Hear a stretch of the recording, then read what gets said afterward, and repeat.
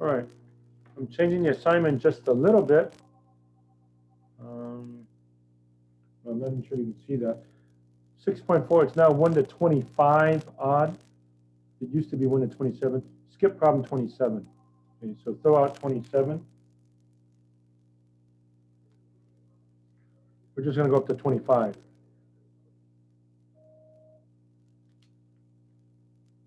Okay, so I was going to finish the hyperbola today. We've got plenty of time. So again, the idea is that I only give you a little bit now. You seem like we're finishing early, which is fine because you should also spend time reviewing for the final exam. So since I want you to have time to review for the final, I'm slowing down with this stuff. Okay, I mean, there's only one section left, 6.7. Okay, so you should say to yourself, I'm going to go ahead and do the problems that are assigned, but go back and review for the final exam. Okay, so quick reminder of how it's going to work again. We're aiming for next Thursday, a week from today, last regular test, as usual, so you know what's going on with that. Friday, I'm not guaranteeing I'm returning the test by then. It's a little bit harder, under COVID and so on, but I'll still get it over the weekend. And for sure, I'll still make a video, so you can at least look at the video and kind of grade yourself. And then the very next Monday is the final exam. So go whip out the old exams and study off the old exams for the final exam. 8:10 to 10:40. Bring all your formula sheets from before. And there's no homework to submit that day. You're used to submitting a homework with the exams, but final exam, there's no homework to submit. There's no more homework. So we'll just go straight to the final exam, and then we're done after that. Okay. All right, so that's what's happening. I was only planning on doing 4 questions, so I'll be done very fast. And then you can ask questions if you want. Then all we have left is 6, 7. So 6, 7, I have a little bit of tomorrow and Monday and Tuesday to get it all over with. That should have no issue. I'm hoping there's no issue. Issue might be, my computer goes down, I got sick or something like that. But other than that, we're pretty much on track. So Wednesday, question and answer as usual. Thursday, test. Friday, question and answers in the final. And then the final exam on Monday. Okay. Now, I'm even going to tell you ahead of time which problems I'm going to do. Okay, so for today, for the hyperbola 6.4, the ones that I would have slated to do are 11, 19, 23, and 25. And that's all I have, and I'm finished. Okay, so again, that's 11, 19, 23, and 25 is what I was going to do. So if you have a question outside of that range, or if you want to go back and do something from 6.3 or 6.2, that's okay. But other than that, we're finished. So I'll do those problems, and then it'll just turn into an office hour afterwards. Okay, and so tomorrow I'll lecture very little on 6.7, just introduction, and then go ahead and give you the quiz. The quiz will be on ellipses and hyperbolas. Okay, so I'll give you, last week you did parabolas, right? So I'll give you an ellipse and hyperbola question for the quiz, and that'll be our last regular quiz, right, that we have here. Okay, and then I still have Monday and Tuesday to knock off 6.7. Okay. All right, so I'll do 11, 19, 23, and 25, and then I'll be done. I see some of you may have already put something in the chat. So if you want to put some questions in the chat even now, that's okay. Or if you want to mute yourselves, you can do that also. Okay. So here we go.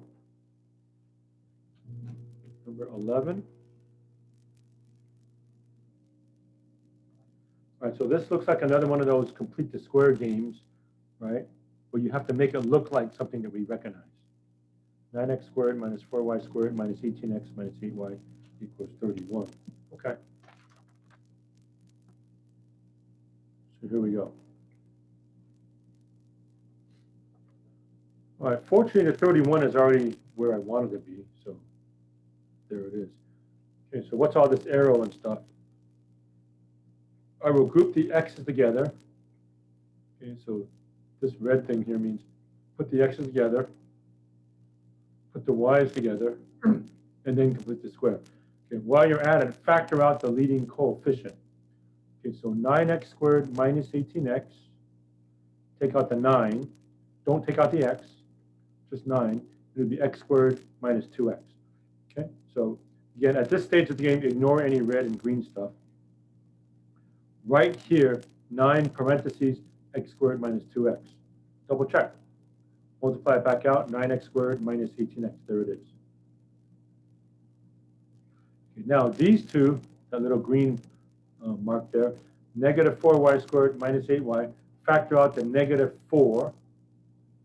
If you factor out the negative 4, it's y squared plus 2y. Okay, and double check. Distribute negative 4y squared. There it is. Negative 4 times 2y is negative 8y. There it is. So everything clicks. Now I complete the square. Both of these are going to be 1. Okay, so I've got the work here. Half of negative 2 is negative 1. Negative 1 squared is 1. Same thing here. Half of positive 2 is 1. 1 squared is 1. But remember, you're distributing over here. So plus 1 here really means plus 9. Plus 1 here really means minus 4. Okay? So again, if you were to distribute this back out, you'd have 9 times 1. So I have 9 too much on the left. So to balance it, I add 9 on the right. And likewise, if I distribute this back out, I have negative 4 times 1, negative 4. So I've lost 4 on the left. So to balance, I subtract 4 on the right side. Okay, so the right-hand side becomes 31 plus 9 minus 4 is 36. Okay, this factors into x minus 1 squared. This is y plus 1 squared equals 36. Okay, so if you factorize that, okay, when you do this completing the square business, half and square, you always get a perfect square. Same thing here, y plus 1 squared equals 36. I'm not supposed to have 36. I'm supposed to have 1. So what do? Divide by 36. Right? So divide by 36. 9 over 36 leaves me with a 4 on the bottom. So x minus 1 squared over 4. 4 over 36 leaves me with a 9 on the bottom. Y plus 1 squared over 9 equals 1. All right, so this is in our standard form. So I'm ready to graph it. Okay, let's see. X is positive, y is negative, so it's a left and right type of hyperbola. So I drew myself a tiny little hyperbola telling myself it's going like that. Where's the center? The center is 1, negative 1. Right? Got translated 1 to the right and 1 down. Okay. Or again, the game you can play, there's a couple of games you can play. Say, what number makes this 0? 1. What number makes this 0? Negative 1. Or alternatively, you could also play the game, just change the sign of whatever you see here. This is a negative 1, so that's a positive 1. That's a positive 1, so that's a negative 1. So my center is at 1, negative 1. So there's 1, negative 1. Okay, how much do I go left and right? 2. So A is 2. How much do I go up and down? 3. So B is 3. Okay. Notice the designation of A and B. Okay. This time for the hyperbola, it's not the larger number. Okay. It's the one that's positive. Okay. Or again, you can play the game, well, this is positive, that's negative. So every positive is bigger than every negative. So in that sense, it's still doing the larger number, so to speak. Okay, A squared plus B squared equals C squared for the hyperbola. Okay, and we've seen this already. That's 4, that's 9. So 13 equals C squared. C is radical 13, it's about 3.6. Okay, so from my center, 1, negative 1, I go 2 units left and right. So 2 that way, 2 that way. These are my 2 vertices. So this is negative 1, negative 1. This is 3, negative 1. The foci are always on the inside of the curve. I already know it's looking left and right, not up and down. So from the center, I now go radical 13, 3.6 to the left and 3.6 to the right. So it looks like it's over there and over there. Okay. How do you label them? Okay, the x-coordinate was 1. You take away radical 13. So the best I can say for focus 1 is 1 minus radical 13, negative 1. Okay. And the other one, F2, is 1 plus radical 13 negative 1. Okay? Because I go radical 13, 3.6 to the right and 3.6 to the left. So here are my two foci. Okay, it's 1, 2, 3, and a little bit more than half. 1, 2, 3, and a little bit more than half. Okay, up and down I go 3. 1, 2, 3. 1, 2, 3. Okay, so again, if this were an ellipse problem, if you just change the minus to a plus, then I take that point, that point, that point, and that point, and just draw my oval. But since it's a hyperbola problem, instead make a box. Again, don't just connect it with a diamond. Don't go like that. It's only horizontal and vertical line segments. So I go straight up and down, left and right, draw my box, connect the two diagonals. The two diagonals should go through the center. All right, and since I know the hyperbola is this type, I take the two vertices and just curve it toward the asymptotes. You don't actually touch the asymptotes, but you get really, really close to it. Okay. Again, if y came first and x was negative, I would take that point, and then just curve them toward the two asymptotes. And finally, what are the equations of the asymptotes? So I'll use the point-slope form. Okay. The common point they have is here. Where's here? The center, 1, negative 1. So that's like my x1, y1. Okay. And what are the slopes? So for this line, it's over 2, up 1, 2, 3. So rise over the run is 3 halves. So here we are. Y minus y1 equals m times x minus x1. So x1 is 1. Y1 is negative 1. So it's y minus a minus 1. That's y plus 1. Equals m, 3 halves, x minus 1. So the equation of this asymptote is y plus 1 equals 3 halves, x minus 1. The equation for this asymptote is exactly the same, except instead of 3 halves, the slope is negative 3 halves, over 2 and down 1, 2, 3. So y plus 1 equals negative 3 halves, parentheses, x minus 1. Point slope form, right? The point was 1 and negative 1. So x minus x1, which is 1, y minus a minus 1, y plus 1 equals m times x minus x1. Okay, so y plus 1 equals 3 halves, x minus 1. Y plus 1 equals negative 3 halves, x minus 1. And there we go. Okay. All right, so that's it for 11. 19 was the next one that I have. Find the equation of a hyperbola that satisfies the given conditions, okay? Vertices at 2, 1, and 2, negative 3. Focus at 2, 2. Right, so halfway between the two vertices is the center. So it's halfway between 2, 1, and 2, negative 3. Well, you know it's going to be 2 something. And halfway between 1 and negative 3 is negative 1. So the center is 2, comma, negative 1. So here's the information that they give me. The center is 2, negative 1. Okay, so I just plotted the points. So a vertex at 2, 1, 2, negative 3. So halfway is 2, negative 1. That tells me that my A is 2. A is the distance from the center to either vertex. It's 2 units up or 2 units down. So A is 2. The distance from the center to a focus is little c. So how far is it from 2, negative 1 to 2, 2? That's 3 units. Right? 1, 2, 3.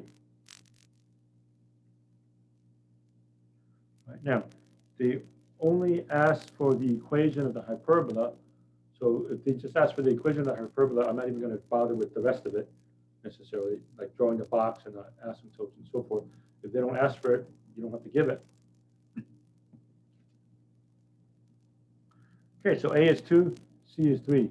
Plug into A squared plus B squared equals C squared. This is the equation for the hyperbola.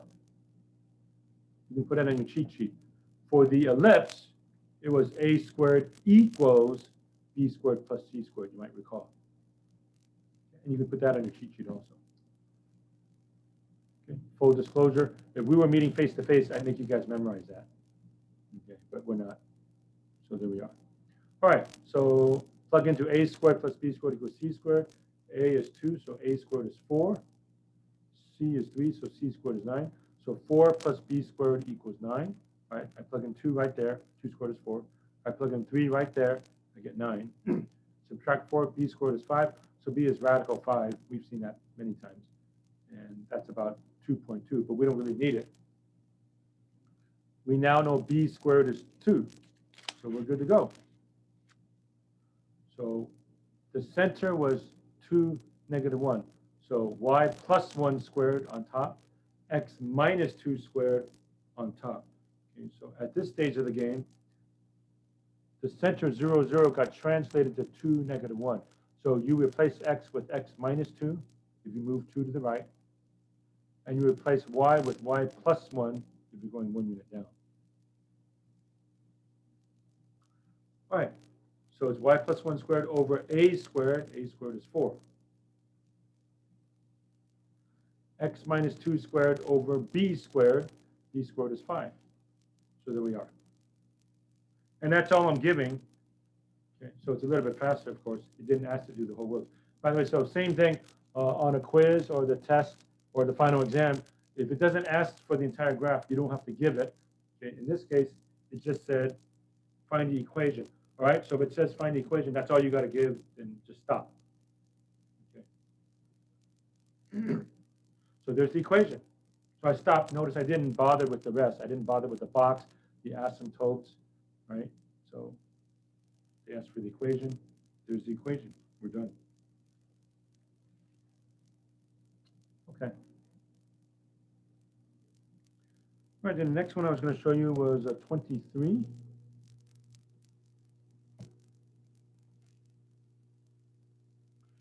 Okay, vertices are 0 plus or minus 2. Okay, and by the way, that's enough to tell me that we're centered at the origin, right? Because if the vertices are 0, 2, and 0, negative 2, halfway between them will be the center, well, 0, 0, best case scenario. And passing through 3, comma 4. So they give you 1 point on the hyperbola also. So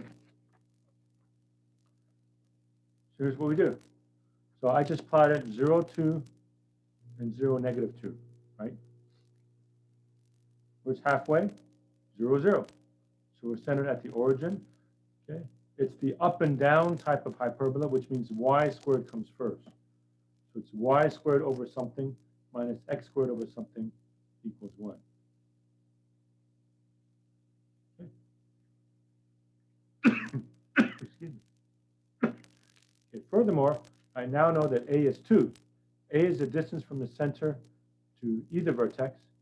So a is 2. That tells me this is going to be y squared over 4 automatically. Right? How do I find b? They don't tell me anything about a focus. They don't tell me anything about the b, but they do tell me that the graph goes through 3, 4. So there we go. X is 3, y is 4. I put x is 3 right there. I put y is 4 right there, and then I algebraically solve for b. Is that right? Okay, so one more time. It's the up and down type of hyperbola. How do you know? Because the vertices are 0, 2, and 0, negative 2. I know I'm centered at the origin because halfway between the vertices is the origin. So I'm not adding or subtracting anything from the x's or y's. It's just y squared over something minus x squared over something. I know the something for a because a is 2, so that's a 4. All right, put 3 right there, 3 squared. Put 4 right there, and it's just some algebra. Okay, so 3 squared is 9. 4 squared divided by 4 is 4, right? 16 over 4 is 4. So 4 minus 9 over b squared equals 1. Subtract 4. Negative 9 over b squared equals negative 3. Multiply both sides by negative 1. 9 over b squared equals 3. Multiply both sides by b squared. 9 equals 3b squared. Divide by 3. B squared is 3, so b equals radical 3. All right, so underneath here is supposed to be b squared. We already know b squared is 3. So there's my answer. I got it now. Y squared over 4 minus x squared over 3 equals 1. And we are finished with that problem because all they asked for in the original question was find the equation. I got the equation. Okay. I don't have the C yet. I don't have the focus. I don't have either focus. I don't have the asymptotes. I don't have the box. I don't care. They didn't ask for it, so don't give it. Right. Now, I just mentioned off the side, I'm digressing, but issue also for exams. Some of you are saying you're running out of time to do the exams. Well, sometimes you run out of time because you try to do stuff that wasn't asked for, like over here. If it only asked for the equation, okay, don't waste your time coming up with the C and the box and the asymptotes and all that. It didn't ask for it. You're not going to get any bonus points or extra credit for doing it if it doesn't ask for it. Right? So when I construct a test, I try to make it so, okay, don't do everything maybe. If it doesn't ask for the entire picture and the box and all that, but just the equation, just stop right there. So you're wasting extra time if you give more information that was asked than was asked for, right? I guess the easy way to say it, it sounds, simple, but just answer the question, right? Answer the questions as was given. If they don't ask for extra stuff, you don't have to give extra stuff. Okay? Although, of course, you're always welcome to ask during an exam, but if I don't ask for it, I don't give it. Okay, then 25, and that's the last one I was going to do. Then I'll be done, folks. And I think some of you put something in the chat. Let me check quickly. Okay, I think I have something from the chat. So, yeah, so I'll get to it a little bit later, hopefully. Okay. Yes, for the final exam, all the previous cheat sheets that you have, just compile them for the final exam. So you already have what? 5 cheat sheets, right? Hopefully you didn't throw them away. So we had test 1, 2, 3, 4, 5, and you're building the 6th one, and just bring them off for the final. Okay? Just use the same ones. And you're allowed to change them if you want to say, oh, I should have put this thing in. You're allowed to do that. You can add more stuff to it. Okay. Now you say, I already threw it away or I lost it. Well, then unfortunately you have to make it again. But yeah, you can go ahead and remake it or redo it or make it better, so to speak. Okay, so hopefully that answers that. All right, so the last thing I was going to do was 25. Vertices are plus or minus 3, 0. And again, skip 27. The original assignment had 27. Had 27 here somewhere. But now I'm skipping that. So stop at 25. If you can't read that, that's 25. But I'm doing 25 right now anyway. So there we go. All right, vertices are plus or minus 3, 0. Now, where is halfway between 3, 0 and negative 3, 0? The center. 0, 0. So best case scenario. And this time they give me the asymptotes as y equals plus or minus 4/3 x. Okay. So how do I do that? It's actually much easier than you think. Okay, so vertices are plus or minus 3, 0. So there's 3, 0. There's negative 3, 0. 0, 0 is the center. If these are two vertices, it's going to be the left and right type of hyperbola, which means x squared comes first. So x squared over something minus y squared over something equals 1. Yeah, I'm intentionally covering these right now. Or maybe I could move it up and go like that, but whatever. All right, now, the distance from the center to either vertex, that's a. That means a is 3. Therefore, a squared is 9. A squared over 9. Now, they tell me the asymptote is plus or minus 4/3 x. That means I go to the right 3, which is perfect. I land right on the vertex, and I go up 4. Well, that tells me that b is 4. And if you go down, it'd be negative 4, of course. So here's my box, and there's my asymptotes, which is extra. Didn't really need to do that. You can figure out the c, but we don't really need to. Actually, we know the c. It's 5, right? 3, 4, 5. 3, 4, 5, but we don't really need it. The main thing is now that I know that a is 3, okay, the slope of the asymptote is plus or minus 4/3. So 1, 2, 3, and then I go up 4 or down 4. That means b is 4. and if b is 4, b squared is 16. So there it is. X squared over 9 minus y squared over 16 equals 1. In this case, I actually had to draw the asymptotes in the box just to figure out from the slope that they gave me, but no big deal. It wasn't that hard. Okay. And yes, we figured out C was 5 because it's 3, 4, 5. But that's all we need for that. Okay, I am done, folks. I'm done with 6.4. And the hyperbolas, I've done more than half of the homework problems, I think.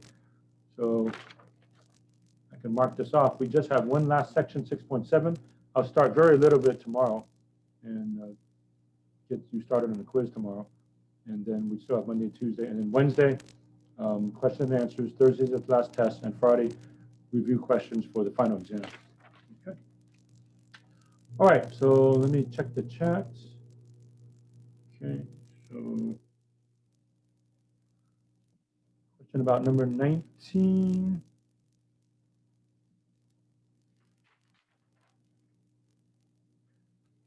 Go back to 19.